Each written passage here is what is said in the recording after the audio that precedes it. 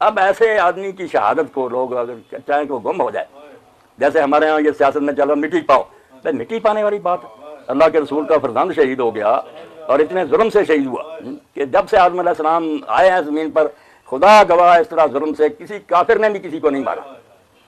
اب صدمے کی بات تو یہ ہے کہ شہادت بھی ان لوگوں کے ہاتھوں میں ہوئی، ان کے ہاتھوں سے لٹی باغ رسالت کی بہار، جو نمازوں میں سدا پڑھتے رہے صلی اللہ، آل محمد بھی پڑھتے رہے درود، اور اتنے ظلم سے شہید کر دی۔ پانی جانور پیتے رہے، خنزیر اور کتے، رسول اللہ کی اولاد پر بند کر دیا گیا۔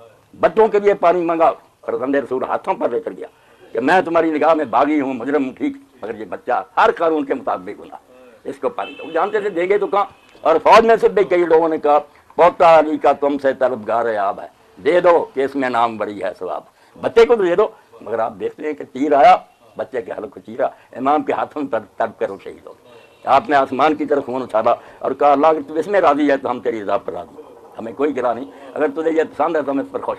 اب اس کو جو لوگ کہتے ہیں کہ بند کر دے ذکر کو، بھائی اللہ کے بندو، حسین علیہ السلام ابھی شہید بھی نہیں ہوئے تھے، بچپن میں رسول اللہ کی گود میں کھیل رہے تھے۔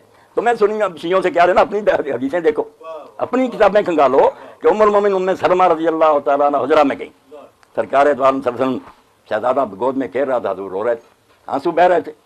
واقعہ کتنی مدت بعد ہوا، اس وقت رو رہے تھے۔ تم کہتے رونا بند کرو، بھائی رسول اس وقت رویا جب ابھی ہوا بھی نہیں تھا۔ تو اس وقت ام سلمہ رضی اللہ نے پوچھا اللہ کے رسول بچہ کھیل رہا آپ رو رہا ہے؟ فرمایا ام سلمہ جب سے زمین و آسمان قائم ہوئے ہیں، جو فرشتہ ابھی میرے پاس سے اٹھ کر گیا وہ کبھی زمین پر نہیں آیا۔ یعنی یہ اتنا ہم واقعہ سمجھا گیا کہ جبریل امین آتے تھے یا دوسرے فرشتے، فرمایا ایسا فرشتہ اٹھ کر گیا جب سے زمین و آسمان بنے کوئی نہیں آیا۔ یہ مجھے اطلاع دینے کے لیے آیا کہ آپ اس بچے سے اتنا پیار کر رہے ہیں، یہ تو آپ کی امت کے ہاتھوں درائے فرات سے چارے ذبح ہو۔